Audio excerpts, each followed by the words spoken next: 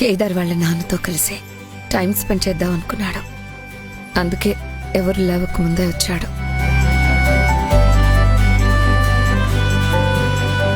Function తర్వాత తనకి చెప్పుకోవడానికి కష్టం వస్తే నిలబడ్డానికి ఒక ఫ్యామిలీ ఉంటుందని చాలా హ్యాపీగా ఫీల్ అయ్యాడు తన.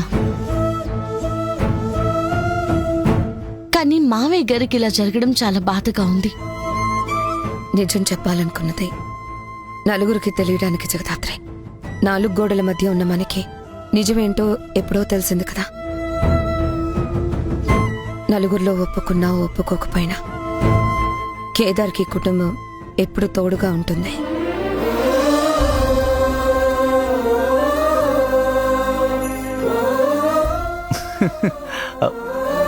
గుడ్ మార్నింగ్ అమ్మా కౌశికి. గుడ్ మార్నింగ్ అమ్మా జగదాత్రి. గుడ్ మార్నింగ్ మావయ్య గారు. ఏంటి బాబాయ్, నైట్ నేను గుడ్ నైట్ చెప్పినప్పటికీ ఇప్పుడు మీరు గుడ్ మార్నింగ్ చెప్పే టైంకి మీలో చాలా చేంజెస్ వచ్చాయి.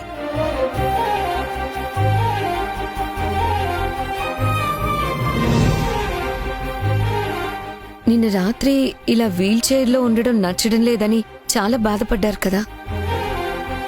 ఇప్పుడేంటి హ్యాపీగా కనిపిస్తున్నారు? అంతా కేదార్ వల్లేనమ్మా. నాకు కూడా తెలియకుండానే నా మూడ్ని మార్చేశాడు.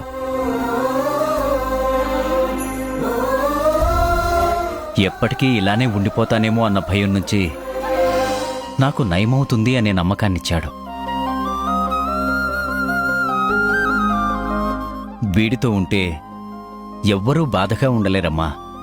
వీడు ఉండనివ్వడు.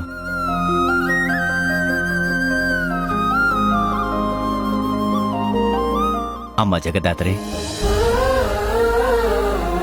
వీడు మావాడని చెప్పడం కాదు గాని నువ్వు నిజంగా అదృష్టవంతురాలివి. కరెక్టే మావయ్య గారు, నేను నిజంగా అదృష్టవంతురాల్ని.